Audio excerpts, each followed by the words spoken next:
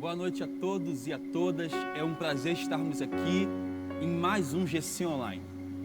Todas as quintas nós nos reunimos aqui para poder abençoar a sua vida e também sermos abençoados por vocês. Nesse instante você vai ter a chance de convidar os seus familiares para poder participar desse momento com a gente, né?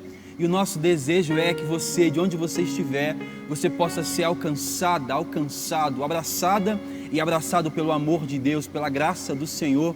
Eu quero então, portanto, orar por você, orar por nós que estamos aqui, a fim de que o Senhor nos alcance, nos encontre e nos fortaleça para o seu propósito, em nome de Jesus. Você pode fechar os seus olhos, por favor. Senhor, antes de qualquer coisa nós te exaltamos, Deus, porque Tu és Deus e não há ninguém semelhante a Ti. Desde a antiguidade ninguém ouviu, jamais se viu de um Deus como o Senhor. E por isso nessa noite, Pai, nós aqui nesse GC Online, nós levantamos o nome do Teu Filho Jesus, nome por meio do qual nós fomos e somos salvos, nome por meio do qual a nossa sorte foi mudada, nome por meio do qual os nossos pecados foram perdoados. E é por isso que nós podemos nos achegar a Ti, sem condenação alguma, sem peso alguma e sem culpa alguma, Pai. Que nessa noite, Pai, não somente nós que estamos aqui, mas também os nossos irmãos que estão em casa, possam ser alcançados por esse amor, por essa graça, por esse favor do Senhor. Cuida, Pai, do coração de cada líder, de cada anfitrião. Nós colocamos, Pai, diante do Senhor cada um dos nossos GCs e nós pedimos ao Senhor, Pai, fortaleça cada um, Pai. Encontre aquele, Pai, que está perdido, Pai. Encontre aquela que está, Pai, distante, Pai, e traga para perto, em nome de Jesus. Nós te exaltamos, nós te bendizemos, nós honramos o Teu nome nesta noite e nós pedimos, ó Pai, que onde esse GC Online, Pai, passar, que onde houver alguém participando conosco, Pai, transformação de vida possa acontecer, Pai. Pai, se houver alguém, Pai, num leito de hospital, se houver alguém dentro de uma cela, numa penitenciária, Pai, nós não desconfiamos do Teu poder. O Senhor tem poder e capacidade de alcançar este e esta. Oramos assim, em nome de Jesus. Amém, amém e amém. Deus abençoe você mais uma vez. Nós estamos aqui em mais um GC Online. Está aqui com a gente o Anderson, já é da casa. Raíssa também já é de casa. E o Tairone, todos são de casa. Sejam bem-vindos. Você que está com a gente também, seja bem-vinda, bem-vindo em nome de Jesus. Sem demora, eu queria que você pudesse abrir a sua Bíblia, da sua casa mesmo, em Atos no capítulo 22. Atos 22. Hoje nós vamos falar sobre o poder transformador. Então, Atos 22, a partir do 3º versículo. Atos 22, a partir do verso 3. O texto fala assim para a gente: Sou judeu, nascido em Tarso da Cilícia. Sou judeu, nascido em Tarso da Cilícia, mas criado nesta cidade. Fui instruído rigorosamente por Gamaliel, na lei de nossos antepassados, sendo tão zeloso por Deus quanto qualquer um de vocês hoje. Eu persegui os seguidores deste caminho até a morte, prendendo tanto homens como mulheres e lançando-os na prisão, como o podem testemunhar o sumo sacerdote e todo o sinédrio. Cheguei a obter cartas para seus irmãos em Damasco e fui até lá a fim de trazer pessoas a Jerusalém como prisioneiras para serem punidas. Até aí, nós lemos aqui o discurso do apóstolo Paulo, e ao longo desses últimos meses, você pôde acompanhar conosco que estamos aqui, esse relato de Atos dos Apóstolos. O que é esse livro de Atos? Atos é um relato de homens e mulheres que capacitados por Deus, pelo seu Espírito, pregavam o Evangelho a todo custo. Eles não estavam preocupados se viveriam ou se morreriam, eles queriam pregar o Evangelho. É muito presente, é muito visível no início dessa comunidade, dessa igreja, a presença do Espírito Santo. Quando você e eu lemos Atos dos Apóstolos, o que fica latente aos nossos olhos é como o Espírito de Deus, ele está presente ali, instruindo homens e mulheres, ele está presente ali capacitando, ele está presente dando coragem, encorajando, Se eu fosse te perguntar, Anderson, qual que é a importância do Espírito Santo no início dessa caminhada desses homens e mulheres aqui, para o sofrimento que eles viriam a sofrer? Qual que é o diferencial? Qual que é a diferença que nós podemos ver no texto bíblico pela presença do Espírito Santo? Se não houvesse o Espírito, como poderia ser? Mas como tem o Espírito, como tem sido? Algo assim.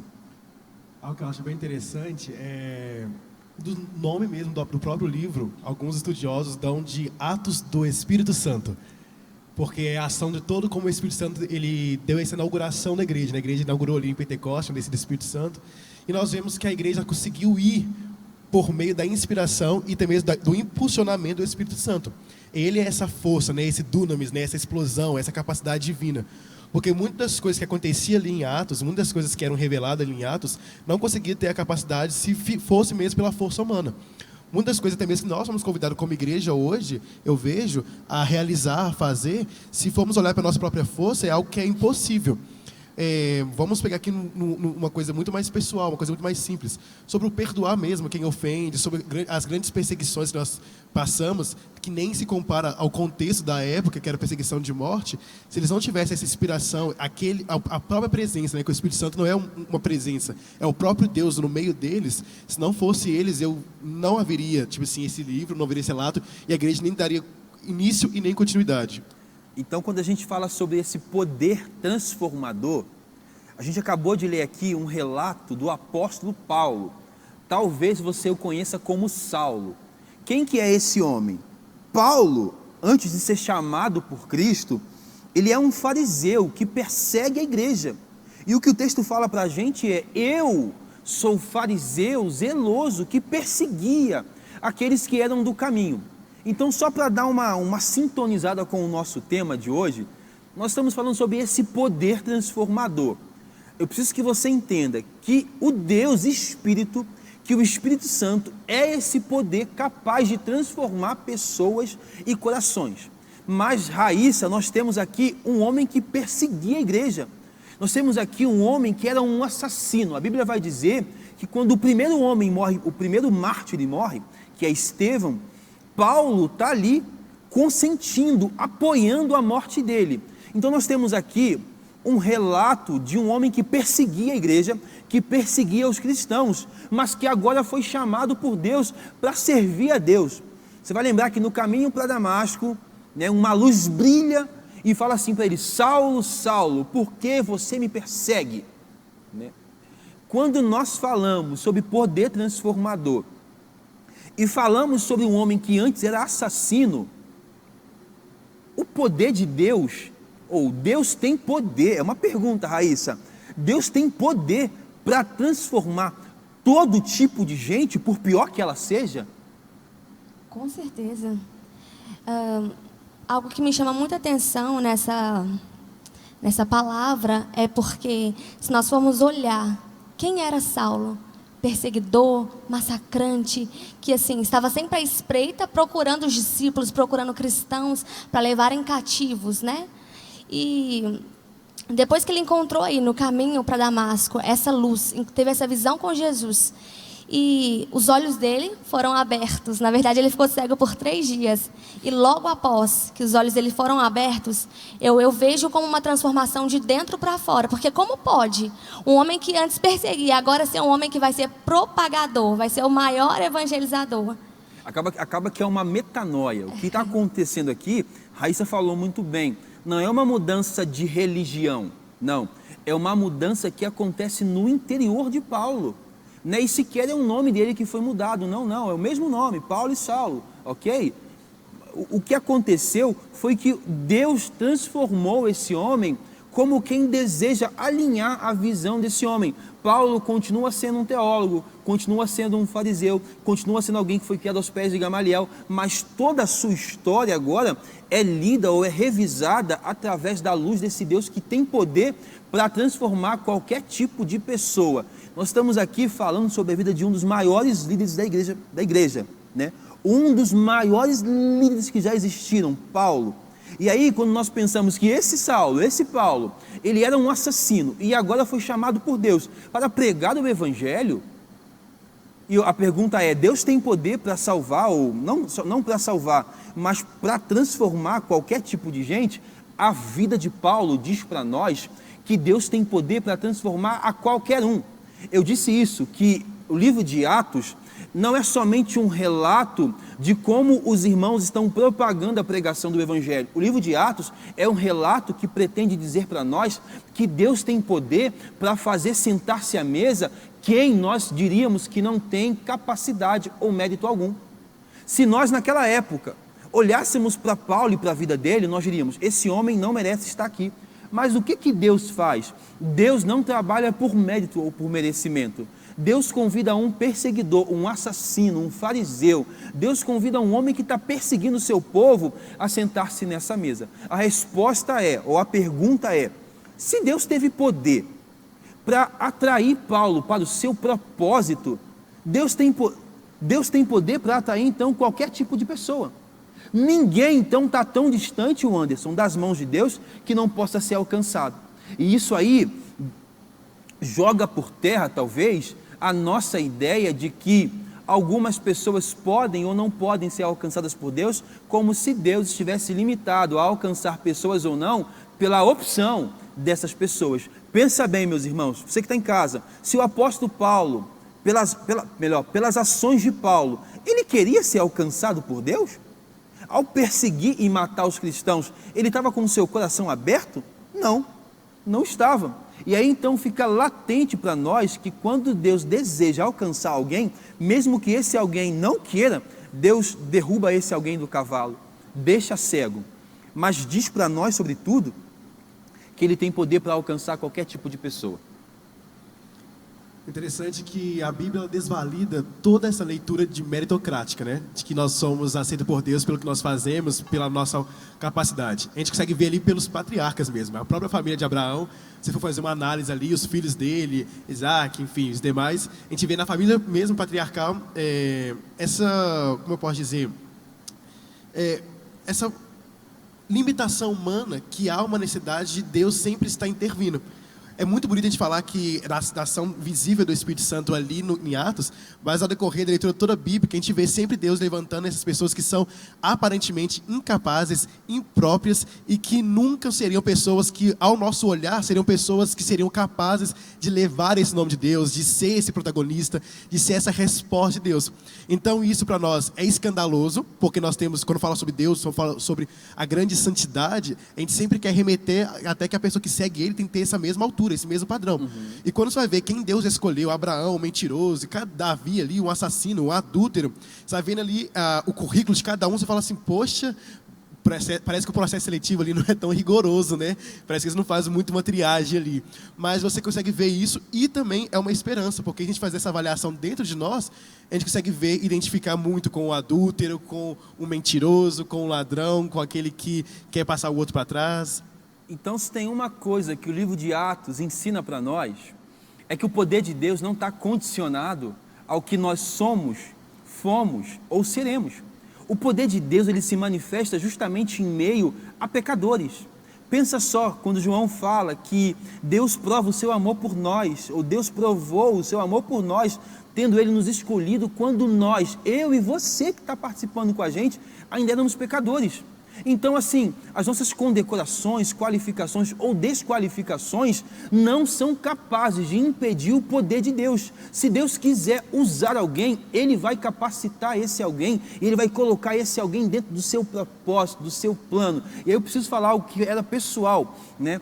Eu lembro que eu sempre fui muito católico, apostólico romano, e eu não gostava muito dos evangélicos, porque eles faziam um montão de coisa errada e depois aceitavam um tal Jesus e aí mudavam da água para o vinho. O Evangelho promove isso. É isso que o poder de Deus promove, uma transformação da água para o vinho. É claro que existem pessoas que são fraudulentas, que não foram transformadas de forma genuína, mas olha, nunca julgue o que Deus está transformando. Deus, quando salvou, restaurou ou trouxe Paulo para o seu propósito, ele não olhou para quantas pessoas Paulo consentiu na morte, não olhou para quantas pessoas Paulo matou, ele sequer quis saber dos pecados que Paulo cometeu, ele não quis saber do currículo de Paulo. Deus estava pouco se lixando para o que Paulo havia sido, tido ou feito. Deus chamou você, você precisa entender que Ele vai te capacitar. E aí você fala assim, mas pastor, mas eu sou o pior, eu sou o menor da minha casa. A minha casa é a menor da minha tribo. A minha tribo é a menor dentre as 12 tribos. Às vezes a gente olha muito para a gente como quem condiciona o poder de Deus às nossas qualificações. E aí o que Atos está nos ensinando, ou o que o texto ensina para você e para mim, é que quando Deus deseja chamar alguém para o seu propósito, o poder de Deus é capaz de transformar esse alguém para que esse alguém cumpra com exatidão a vontade de Deus. E aí eu pergunto para você, Tairone, o apóstolo Paulo aqui, o Saulo, ele teve um encontro pessoal com Jesus no caminho para Damasco e o caráter dele foi transformado. Você se lembra de quando você teve um encontro pessoal com Jesus, algo que foi transformado na sua vida? Olha, eu nasci em berço evangélico, né? Mas no decorrer da caminhada, nós percebemos que nós não somos blindados. Então nós percebemos que nós erramos, nós somos falhos também. E aí, nesse decorrer de tempo, que eu percebi sim que poderia mudar, poderia fazer. E o engraçado que eu percebo também nesse relato, nessa história de Paulo, é o perdão genuíno de Deus. Porque olha só, quem foi Paulo? Se a gente for olhar no olhar humano, Paulo não seria merecedor nem sequer do perdão de Deus.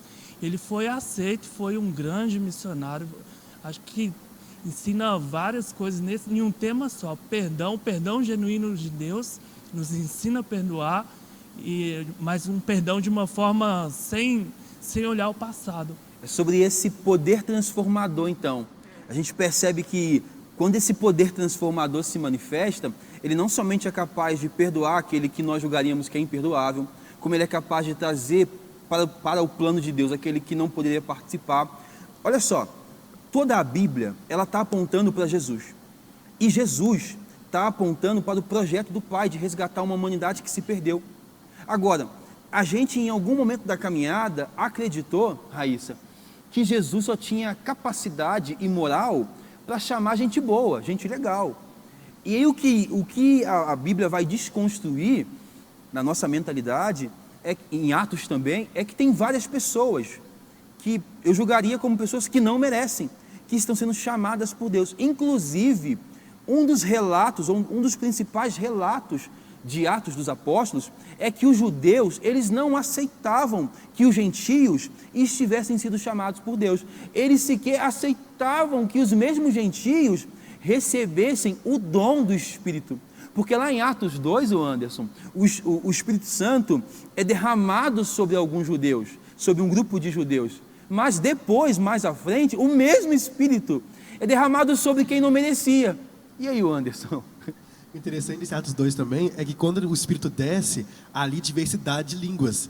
E são línguas estrangeiras, falando realmente fala muito sobre essa ideia de um Deus que é para todos, né? Que todos os povos, todas as línguas falem dele.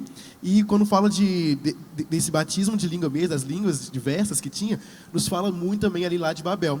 aonde que nós fazemos essa comparação, aonde em Babel as línguas confundiram as pessoas, agora no batismo do Espírito Santo, as línguas agora elas são entendíveis, né, compreensíveis uma à outra. Fala sobre essa conexão que Deus faz, né, com os povos, aqueles que eram afastados, e nos traz muito essa ideia da conversão.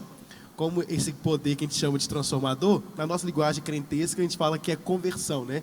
Então, como Deus ele está nesse processo de nos converter. E conversão é uma mudança de rota. É o que aconteceu com Paulo. Uma vez que ele encontrou com o Senhor, ele teve toda a sua rota mudada, a sua visão foi mudada.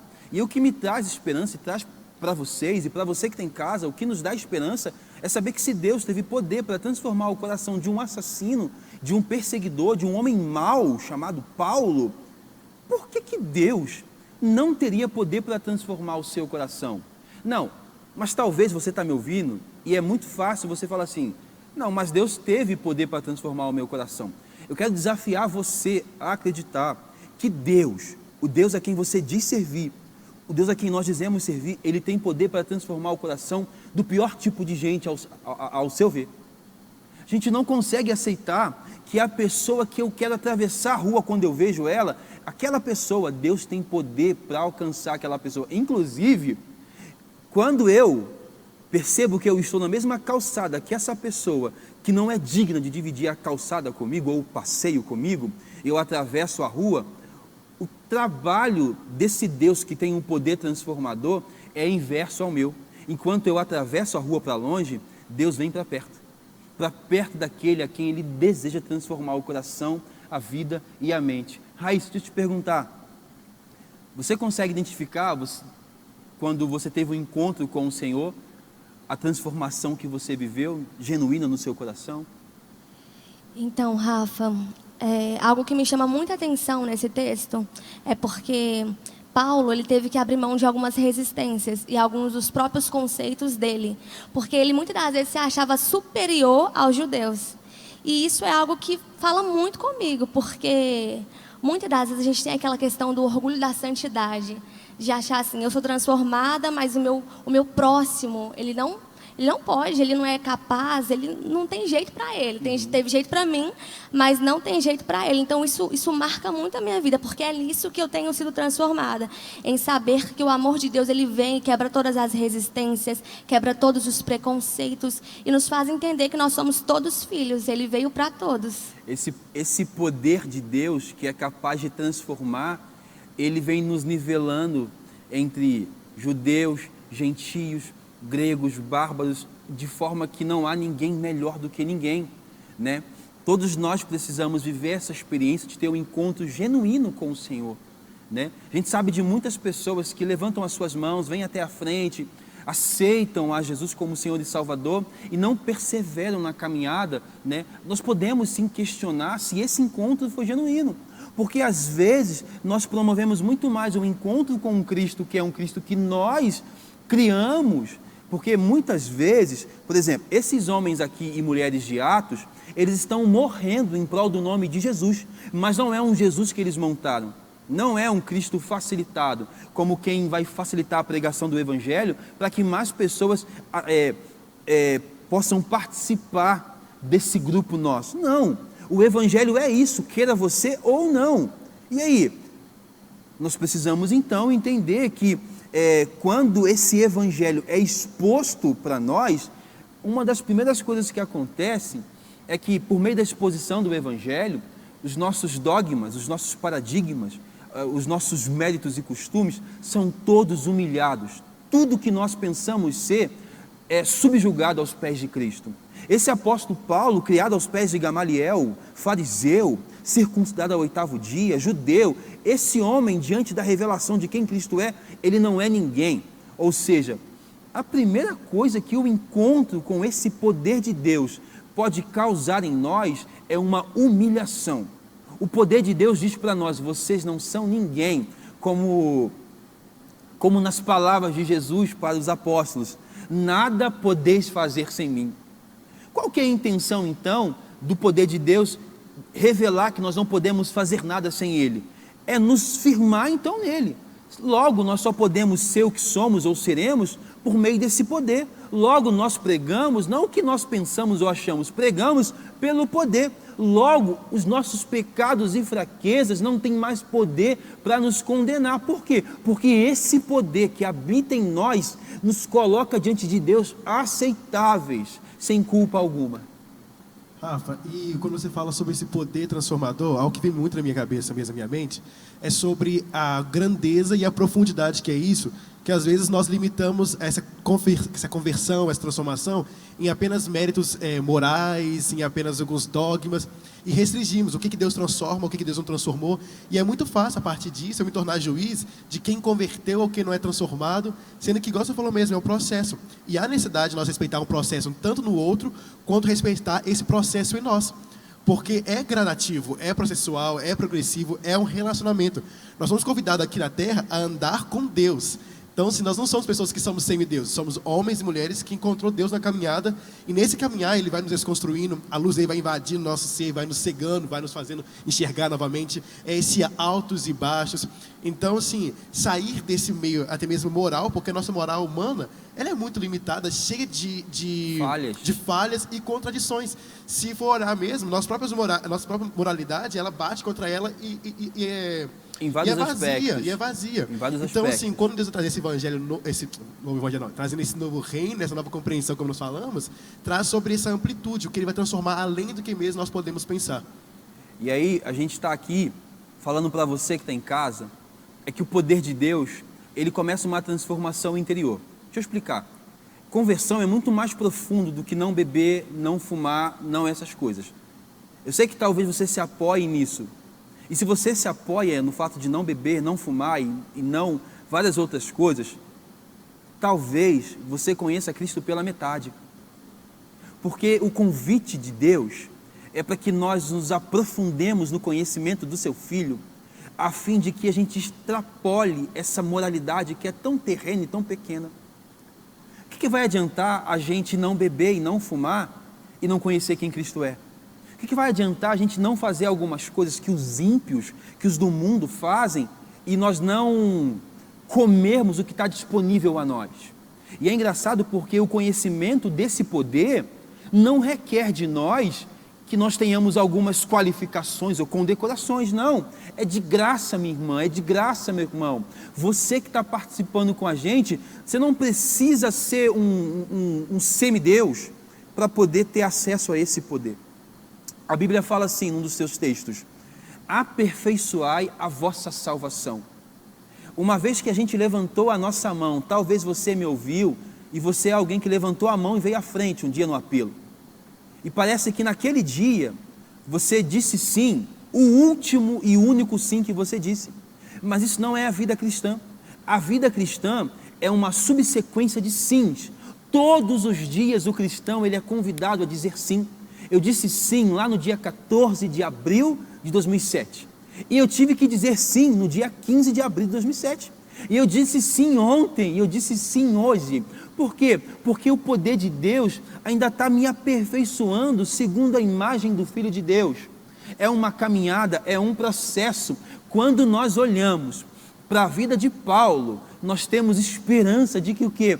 De que Deus está realizando um processo em nós. E olha, eu quero chamar a sua atenção para algo que o Anderson disse. Ele falou assim, que às vezes nós estamos tão abraçados a essa moralidade humana, que nós desconfiamos do processo de Deus na vida do outro, como se nós equiparássemos, todo mundo tem que estar igual, todo mundo tem que estar no mesmo processo. Isso não é verdade. A Bíblia fala assim: sede pacientes com os fracos na fé. Algumas pessoas vão estar ali à frente, outras um pouco mais atrás. O que Deus nos convida a fazer? Você que está à frente, você estende a sua mão para aquele que está um pouco mais atrás e caminha juntamente com ele. Esse poder transformador, apesar de ser um único poder, ele se manifesta de forma muito específica em cada uma das vidas, né? Ele não é igual na minha vida, como na tua vida, como na tua vida, como na tua vida que está em casa. E é muito legal dizer isso aqui, porque talvez você acompanhe a gente toda quinta e fala assim: poxa, eu queria falar igual o Anderson fala, eu queria cantar igual a Raíssa, tocar igual o Tairone, eu queria falar igual o pastor Rafa fala, e às vezes esse desejo, ele pode ser genuíno, ele pode ser até legal, mas a gente tem que tomar cuidado para não menosprezar esse poder transformador que nos convida a viver o que Deus tem para nós. O que Deus tem para você talvez não seja o que Deus tem para mim. Olha só o apóstolo Paulo, depois que Deus levantou Paulo, ele teve que participar de um grupo dos apóstolos que cada um tinha um chamado, ou melhor, cada um tinha uma especificidade. Paulo foi chamado para pregar para os gentios, Pedro e os demais apóstolos para os judeus, Barnabé foi para um lado, Tiago foi para outro lado. Nós não podemos negligenciar que esse poder transformador nos convida a sermos o que Deus pretende que sejamos também como indivíduos e todos nós juntos, como corpo, como comunidade. A pergunta que eu tenho para você é: será que você conhece Cristo de forma genuína? Será que você teve um encontro genuíno com Ele a ponto de ser marcado? O que aconteceu, Raíssa, com Paulo é que ele foi marcado. Ele queimou as pontes com o passado dele. E não só com o passado, com o passado de um assassino, mas também com o passado de alguém que tinha muitas condecorações. Eu, abrindo meu coração para vocês e para vocês também, eu vivo processos assim. Todos os dias eu me vejo tendo que queimar pontes com o meu passado e também com as minhas condecorações. Porque aquilo que eu faço de bom, ou que eu penso ser de bom, não, como eu posso dizer, não surpreende a Deus. É o que nós tentamos fazer às vezes. E a Raíssa falou algo interessante. O poder é tão transformador que Paulo, ele não somente abandonou o título de fariseu, que é ruim, o título de assassino, como ele também abandonou os seus outros títulos que aparentemente seriam bons. Esse poder transformador, em síntese, nos convida então a viver uma nova vida. Interessante que tudo que o apóstolo Paulo tinha, ele vai falar que ele resume tudo isso a esterco, diante da grandeza que Deus pode revelar a ele. E ele conta nessa passagem, bem interessante, a experiência de um homem que teve uma experiência de enaltecer o céu. Possivelmente pode ser ele, mas ele relatando sobre essa experiência, ele fala assim, desse homem que teve grandes experiências transcendentais, ele, diante disso, ele fala que ele compara tudo isso a nada. E depois, logo após, ele começa a revelar algumas fraquezas humanas. E diante dessa fraqueza humana, ele fala, eu pedi a Deus para me livrar disso várias vezes. E a resposta dele foi, a minha graça, ela é suficiente para você. Eu não vou arrancar de você essa dor, mas o meu abraço vai estar com você nessa caminhada. Então, muitas vezes, nesse processo, a gente fica com essa aflição de querer que retire de nós algo. E, nossa, Deus, eu estou orando tanto para que isso mude em mim. Eu vejo que isso, às vezes, não está mudando. Eu creio no seu poder transformador. Eu creio que o Senhor é capaz. E, às vezes, a gente às vezes ora, pedindo a Deus para apagar o nosso passado. Sim, e apagar o nosso presente também, quantas vezes. Sem levar em conta que quando o apóstolo Paulo fala sobre esse desejo dele, de que fosse arrancado uma fragilidade que ele tinha, Deus fala para ele assim, a minha graça te basta, mas não termina aí. Ele fala assim, porque, pois o meu poder se aperfeiçoa na sua fragilidade. Opa. Esse poder capaz de transformar não tem como empecilho a tua fraqueza. Deus pode me alcançar apesar de quem eu sou. Então quer dizer, Rafa, que a nossa beleza diante de Deus está na nossa fraqueza? Na nossa fraqueza. Nós nos aproximamos de Deus com um coração vulnerável, como alguém que não consegue, não pode sem Ele. E nós, unidos, levantamos nossas mãos aos céus e clamamos a este, que responde como um pai. Clamamos pelo seu poder, que é capaz de transformar o nosso coração, transformar a nossa vida e nos colocar na sua casa. Nós cantamos aqui uma canção tão profunda, em tua casa, ó Pai, há um lugar para mim. Que verdade! João relata nas palavras de Cristo, eu vou para o meu Pai e eu vou preparar lugar para vocês. Isso quer dizer que esse lugar que Cristo foi aprontar para nós, não foi aprontado porque eu sou bom, porque eu sou pastor, porque eu não bebo e não fumo, não. Esse lugar que Cristo foi preparar para cada um de nós, é por causa do poder de Deus, que opera em nós. E é legal demais saber que Deus não está contando com as nossas qualificações, não está.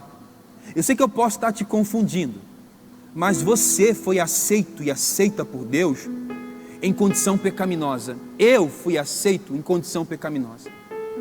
Não, nós não podemos nos gloriar, nós não somos melhores que ninguém. Sabe quem é que você é e sabe quem é que eu sou? Nós somos aqueles que fomos derrubados do cavalo antes dos outros. Nós somos aquele cujo poder transformador se manifestou antes do outro. É um alívio para nós então saber que Deus não somente alcançou Saulo, como Deus também me alcançou. E é maravilhoso perceber que se Deus alcançou o pastor Rafa, não há ninguém a quem Deus não possa alcançar. E eu quero fazer aqui algumas aplicações básicas para você que está assistindo, participando conosco. Olha, tome cuidado de não se sentir superior àqueles e aquelas a quem Deus está chamando para participar do corpo dele. É o poder de Deus que traz diferenciação. O que nos torna diferente dos demais não é porque nós não bebemos, não é porque nós não fazemos algumas coisas que os ímpios fazem.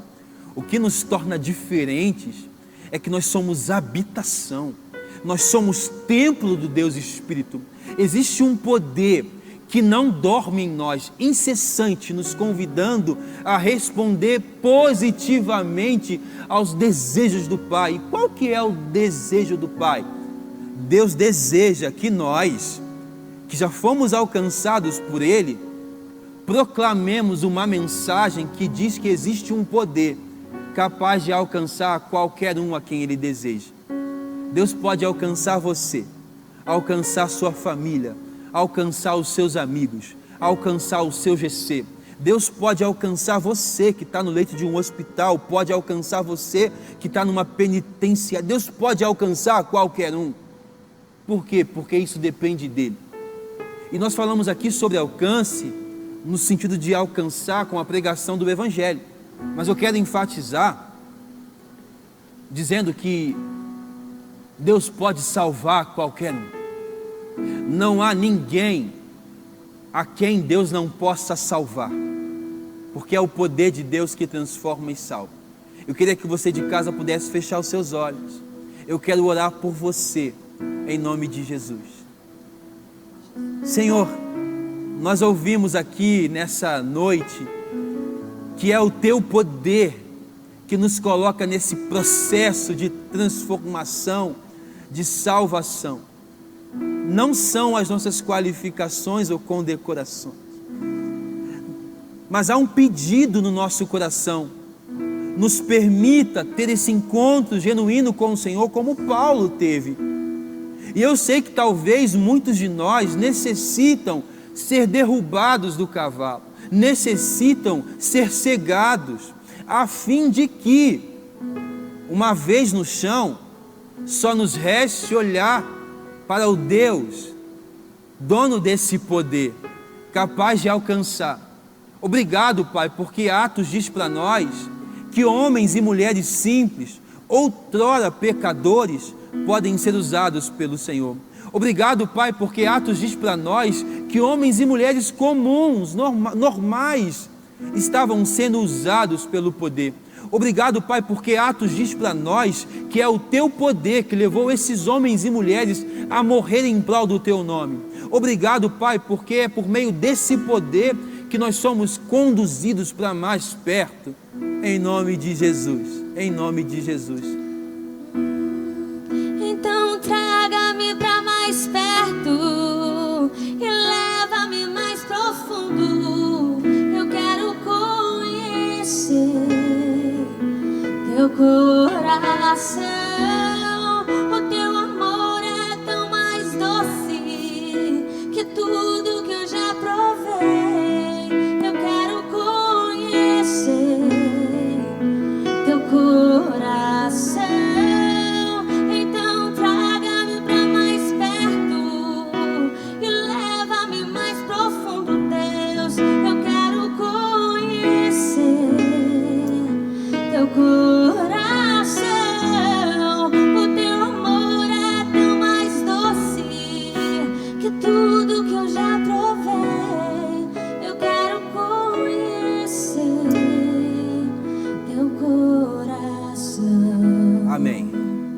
você que participou desse GC conosco, eu quero dizer que esse mesmo poder que está aqui, que está em nós, ele está aí com você.